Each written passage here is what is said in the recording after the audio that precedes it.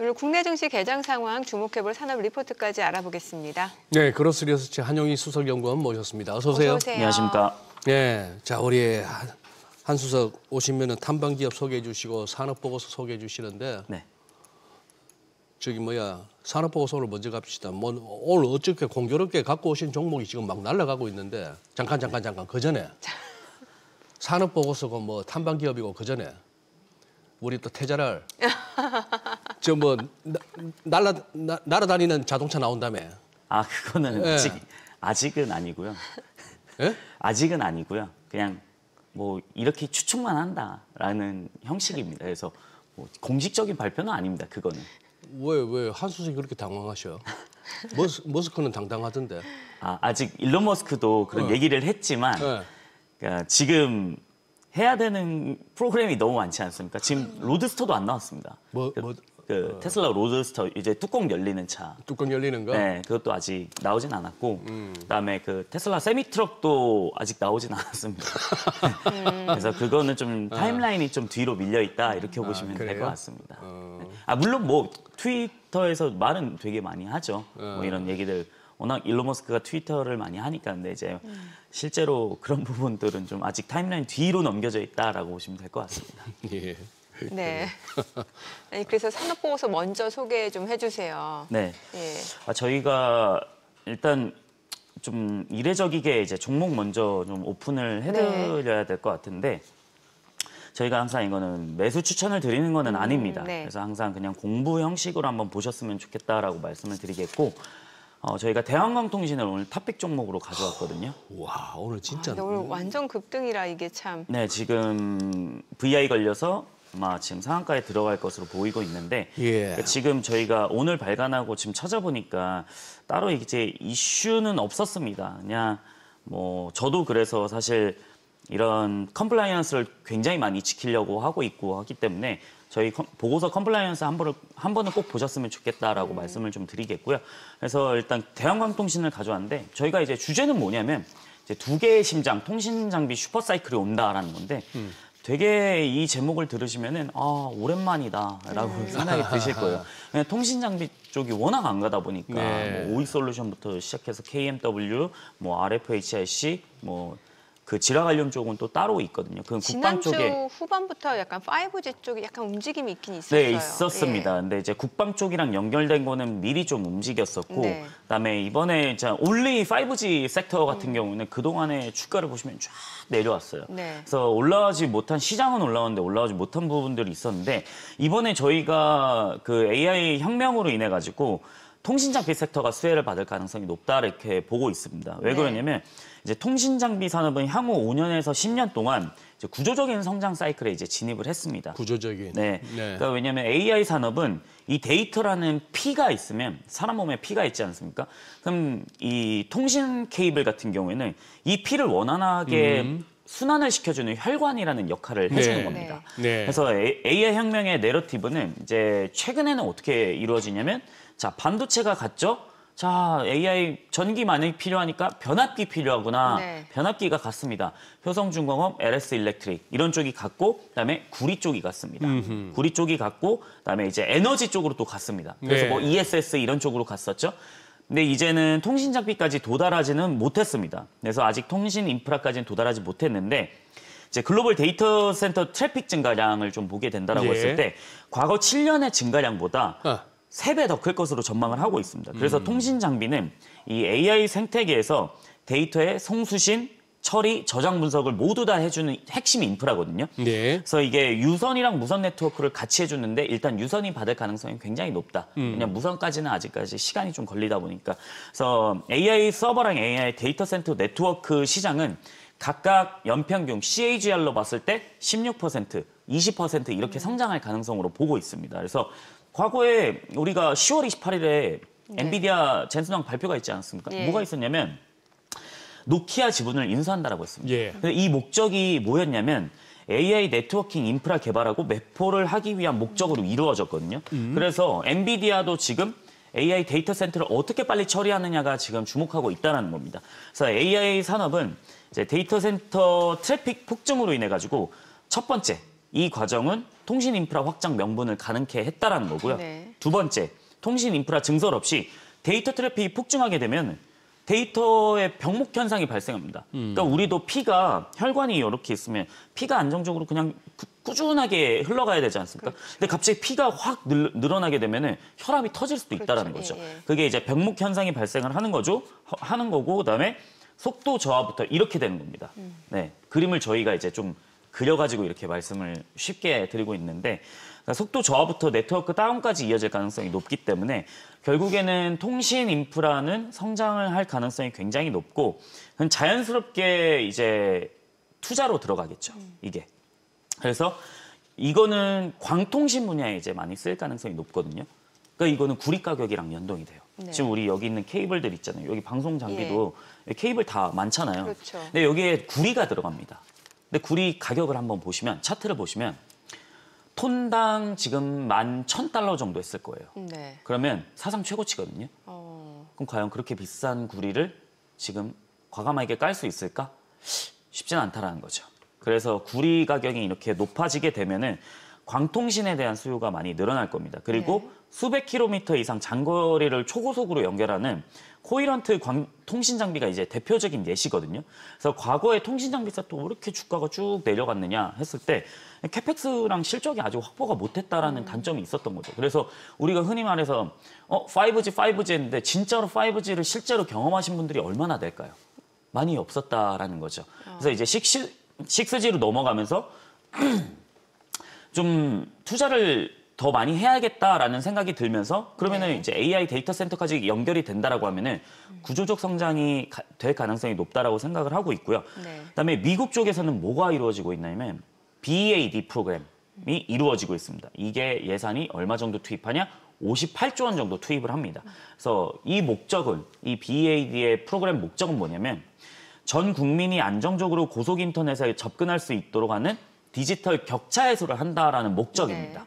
그렇기 때문에 자 디지털 격차 해소를 하려면 모두가 케이블을 깔아야 되겠죠. 그래서 제출이 완료된 주는 현재 53개 주고 보조금 지급 대상 지역은 지금 현재 이 비중에서 65%의 상당한 비중을 갖고 있습니다. 네. 그래서 2025년 7월 달에 미국에서 통과된 OBBBA 법안에서도 네트워크 투자를 촉진하는 핵심 정책 중에 하나인데 그래서 저희가 대한광통신을 좀 탑픽으로 가져온 게 뭐냐면 국내 유일의 광섬유 케이블을 생산하는 기업입니다. 광섬유 케이블. 네, 광섬유는 뭐냐면 데이터를 빛의 형태로 전송하는 섬유 가닥을 의미합니다. 우리 예전에 보시면 이거 어디 과학관에 보시면 그 광섬유가 막 이렇게 꽃처럼 펼쳐지는데 그 끝에만 빛이 막 이렇게 나오는 그 물건 아세요? 이렇게 돼 있는 거. 네, 예. 그렇게 보시면 될 것 같아요.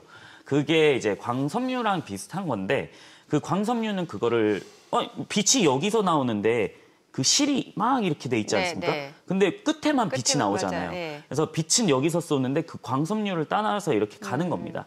그래서 광케이블은 이 광섬유를 안전하게 사용할 수 있도록 하는 완제품입니다. 그래서 이거를 생산하는 유일한 기업인데 최근에 수주 잔고를 국내 유일한 기업이라고요? 네네.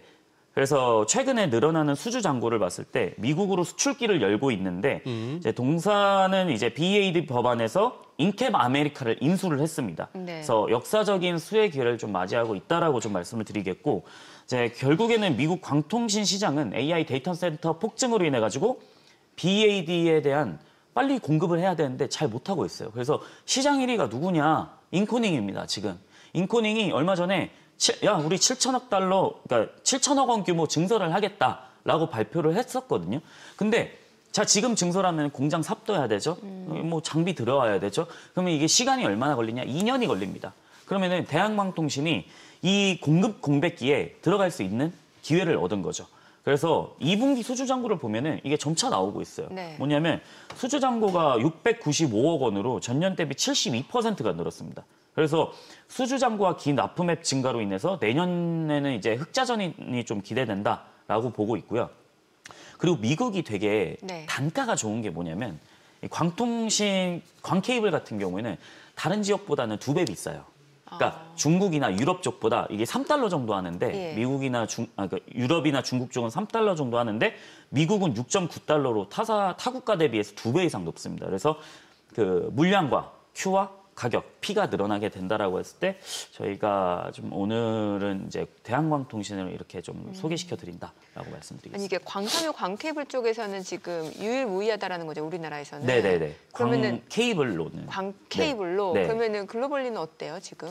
인코닝이 제일 잘하기는 하는데 인코닝? 네, 인코닝이라고 미국에서도 이제 광 케이블 주가가 많이 오르긴 예. 했어요. 그래서 지금 대한광통신 주가도 보시면 따라가는 모습들을 보여주고 있는데 근데 인코닝이 다 이 2위, 3위 사업자가 못하는 거죠. 사실 대한광통신은 아직 미국에서는 그렇게 점유율이 높지는 않습니다. 네. 근데 인코닝이 이 BAD 프로그램이 진행이 된다라고 했을 때는 이거보다 훨씬 더 많은 물량이 필요하거든요. 근데 혼자서 못한다는 거죠. 인코닝 자체적으로 다 못한다. 네, 못한다는 거죠. 그래서 그 공급 공백기에 대한광통신이 점유율만 조금만 늘어나게 된다라고 했을 때는 충분히 실적이 늘어날 가능성이 높다 이렇게 판단을 하고 있습니다.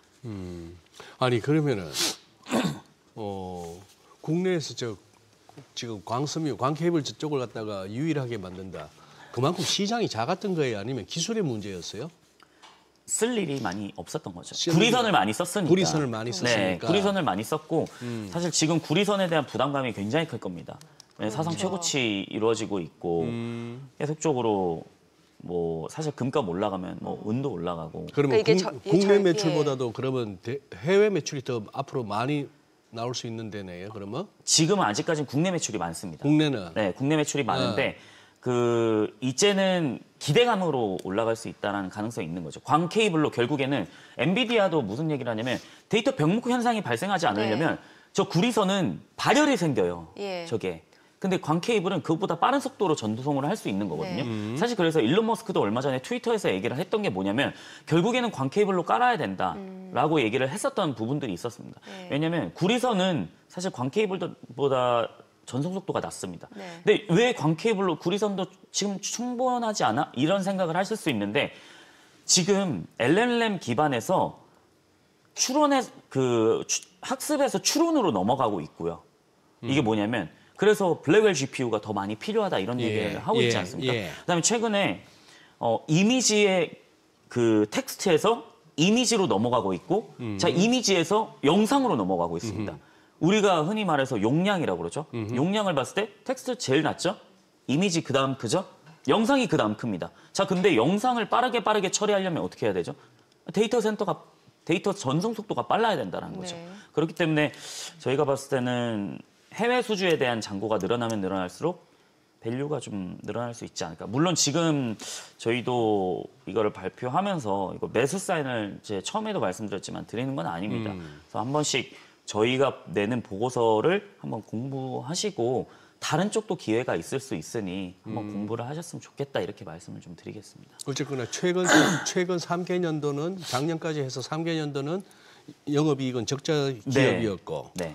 과거 주가 추이를 한번 이렇게 길게 살펴볼 것 같으면 이 굉장히 변동성도 크고 출렁출렁거리는 종목이고 그런데 이제 지금 한수석께서 설명하신 이러저러한 기대감으로 주가가 움직일 수 있다고 했는데 이미 5배, 6배 저점 대비 나왔고 그쵸. 오늘은 상한가까지 치고 있고 지금 여기서 이제 추격 매수 여부분은 이제 상당히 또 이제 고민스러워지는 그것까지는 왔네. 그거는 저희도 그것도 그런데 제시할 수 없는 영역이다 보니까. 아예 광통신 최근에 뭐야 빛과 전장과 하는 것도 그저께 아침 하루 종일 보는 게 이쪽이다 보니 아침부터 저녁까지 이렇게 특징주 이런 식으로 언급이 되던데 출렁출렁거리니까 이쪽 계통에 그러면은 오늘 설명하신 이 대한광통신 외에 조금 이쪽 산업에 주목할 만한 기업들은 저희는 세컨드로는 이제 RFHIC를 꼽기는 했거든요. 아, 그래요? 네, RFHIC도 이제 지라갈륨으로 지라갈륨 반도체를 생산하는 기업이기는 한데 이제 5G, 6G 인프라 구축을 위해서는 이제 지라갈륨 전력 증폭기랑 트랜지스터에 대한 수요량이 분명히 필요하기 때문에 세컨으로는 저희가 이제 RFHIC를 좀 뽑기는 했습니다. 그래서 이 부분도 저희가 보고서에 다 나와 있으니까 한번 확인하시면 좋을 것 같고 최근에 영업이익이 좀 그 흑자전환 하고 나서 영업이익이 좀 많이 늘어나고는 있거든요. 근데 지라발륨이 또 이게 국방 쪽에 들어가는 게 좀 큽니다. 그래서 그런 부분들까지 최근에 국방이 너무 좋다 보니까 네. 사실 이게 RFHIC 같은 경우에도 이제 그 하나 쪽이랑도 많이 계약을 하고 있기 때문에 그런 부분도 한번 보셨으면 좋겠다라고 말씀을 좀 드리겠습니다. 또 기업 탐방 다녀오셨죠? 네. 그때 G2G 바이오 다녀오신다고 하셨던 것 네, 같은데. 오늘은 저희가 이제 G2G 바이오를 네. 좀 가져오기는 했는데 네. 이제 G2G 바이오에 대한 이노램프 기술을 좀 설명을 드리겠습니다. 이노램프. 네, 그 제가 그 작가님께 영상을 하나 보내드리긴 했는데 예. 한번 띄워주실 수 있으면 한번 띄워주시면 감사하겠습니다. 그 G2G 바이오 공식 홈페이지에 나온 그 영상이고요. 네. 이게 뭐냐면 저기 있는 유기용매랑 그다음에 미립구를 그 용매랑 저희 미립구를 섞어가지고 저 관에 투입시킵니다. 그러면 미립구 일련 알맹이가 하나 물을 흘려내면서 저렇게 동그라미 미립국을 생산을 하는 겁니다. 네. 저렇게 어떻게 보면은 좀 인벤티지랄까 좀 비슷한 형상이라고 좀 보시면 예. 될 것 같은데 이게 결국에는 저 7만 개가 있어요. 네. 저 관이. 네. 그래서 7만 개에서 대량 생산을 할 가능성이 있다라고 하는 거고요. 저희가 G2G 바이오를 충북 오송까지 이제 갔다 왔습니다. 오송. 네, 거의 바이오 산업단지가 워낙 그렇죠. 많다 보니까 그래서 거의 펩트론도 있고 그다음에 G2G 바이오도 있고 뭐 다른 업체들도 굉장히 많거든요. 그래서 이게 핵심 원천 기술은 뭐냐면 막 유화법, 이 멤브레인을 기반으로 균일한 입자 크기의 미립구를 높은 생산성으로 그 제조를 합니다. 근데 하나 저희가 이거 보고서 내기 전에 이슈가 있었어요. 원래는 시장에서는 G2G 바이오가 이제 노모노 쪽이랑 좀 관계가 있다라고 얘기를 좀 하고는 있는데 노보노 디스크요? 네, 네. 그 하나는 리스크를 그래도 말씀을 드려야 네. 되니까 G2G 바이오가 노보노랑 있다 보니까 지난주 목요일인가 수요일인가 그때 하나 이슈가 빵 터졌던 게 있었어요. 뭐냐면 원래는 화이자가 메세라를 인수하겠다라고 해서 계약 금액하고 CVR 옵션을 다 제시하지 않았습니까? 네. 근데 거기서 중간에 노보노디스크가 우리가 돈 더 줄게. 우리한테 우리랑 계약하자. 이렇게 치고 나갔습니다. 그래서 화이자 입장에서는 너무 화나는 거죠. 그래서 나 소송하겠다. 그래서 그리고 반독점법으로 고소하겠다. 왜냐하면 화이자는 노보노는 일단 사마글루타이드를 갖고 있고 네. 그럼 우리가 인수하려고 하는데 메세라는 왜 니네가 인수하려고 하냐? 왜 갑자기 끼어드냐? 제가 지금 소장님이랑 부동산 계약하려고 하는데 옆에서 정민 앵커가 갑자기 계약금 제가 1,000만 원 더 드릴 테니까 저랑 하시죠. 이렇게 하는 거예요. 그럼 제 입장에서 화가 나지 않겠습니까? 저도 화나는데. 그러니까 그래서 그거랑 그래요? 똑같다라고 보시면 될 것 더 같은데 준다고 받는 입장은 좋을 수 있죠. 메세라는 좋을 수 있죠. 메세라는 좋죠. 예, 네. 메세라는 좋아요. 네, 그래서 그때 D&D 파마텍이 예, 주가가 급등하고 네, 이렇게 예. 갔던 겁니다. 근데 이제 오히려 G2G 바이오는 빠졌죠. 5% 정도 빠졌습니다. 왜 그러냐면 G2G 바이오가 노브노 쪽이랑 좀 연결된다라는 게 있었는데 이제 그러면은 장기 지속형이지 않습니까? 네. 근데 메세라가 장기 지속형을 또 갖고 있어요. 그럼 시장에서는 포지션이 겹친다 이런 내용을 좀 갖고 있는데 이건 결과가 나와야지 알겠지만 그래도 지금 현재 상태로는 저는 장기 지속형이 계속 성장한다라고 봅니다. 왜냐? 아니 노보노만 할 게 아니고 일라일리, 노보노, 지금 베잉거 인게라임, 그다음에 뭐 화이자, 뭐 그냥 글로벌 제약사들 다 비만 치료제 노리고 있거든요. 심지어 한미약품도 국내에서 에페글레나타이드도 지금 하려고 하고 있는데 저는 그래서 장기 지속형을 갖고 있는 업체들은 장기적으로 밸류는 받을 수 있다라고 봅니다. 근데 이제 지금 장기 지속형에서는 크게 3가지 업체 있죠. 펩트론, G2G 바이오, 인벤티지레 이렇게 있는데 저는 3개 회사 다 모두 좀 수혜를 받을 수 있을 거라고 생각을 하고 있고요. 그래서 이 이노램프 플랫폼 공정으로 상업화 수준의 미립구 대량 생산 시에도 이제 재현성하고 생산성을 동시에 확보할 수 있습니다. 그래서 해당 기술은 이제 특수 첨가제를 사용함으로써 이제 부작용 없이 약효 물질을 고함량으로 탑재를 할 수 있다라는 건데 그래서 그 고함량을 탑재하게 되면은 이게 왜 중요하냐면 첫 번째는 뭐냐면 약물 투여량 증가로 인해 가지고 원래 약물 투여량을 높이게 되면은 이게 좀 염증을 유발합니다. 그러면 사람이 아파요. 그러니까 정말 제가 느낀 예로 드리자면 예. 조금은 다르긴 한데 리쥬란도 많이 용액을 넣게 되면은 아프거든요. 이게 정말 아픕니다. 네. 네. 그래서 염증을 유발해서 주사도에 통증을 일으키고 부작용을 일으키는 다양한 이제 통증을 일으키게 되는데 그럼 환자 입장에서 아프다 보니까 안 맞으려고 하잖아요. 그렇죠. 그래서 복약 성능도를 개선할 가능성이 있고 두 번째는 고분자 비중을 낮춥니다. 그러면은 제약사 입장에서는 어떠죠? 펩타이드 좀만 써도 되겠네? 펩타이드가 1kg에 거의 10억 정도 하거든요. 네. 제가 계속 비싸다고 말씀을 드렸잖아요. 그래서 이게 랩실에서도 하기가 힘들어요. 너무 비싸다 보니까. 그래서 고분자 비중을 낮추다 보니까 제약사한테는 원가 비중을 좀 낮게 해서 경쟁력 더 빠르게 퍼질 수 있게 만들 수 있다는 거죠. 그래서 미립구 제형 개발 생산 원가에서 큰 영향을 미치는 고분자는 이제 미립구 내 함량이 좀 높을수록 사용 비중이 낮아가지고 가격 경쟁력이 있어진다. 이렇게 보시면 될 것 같고. 그래서 저희가 봤을 때 이제 G2G 바이오의 주요 파이프라인은 GB7001인데 이게 세마글루타이드 기반 전임상 유효성 확인하고 그다음에 글로벌 A사 어딘지는 모르죠. 근데 좀 예상은 추측은 합니다. 네. 그래서 라이센싱 전제로 R&D 협업 계약 체결을 하고 국내외 제약사랑 공동 개발 라이센스를 계약하고 있다.